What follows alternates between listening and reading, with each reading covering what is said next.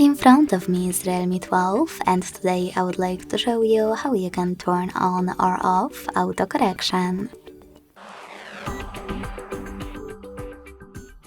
Begin by opening settings and scrolling all the way down to access additional settings. Then click on keyboard and input method. Tap on manage keyboards and Gboard.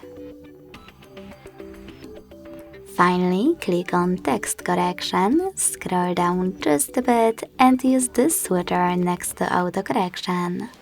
This way you can turn it off or on. Thanks so much for watching. If you enjoyed this video, smash that like button, comment and subscribe.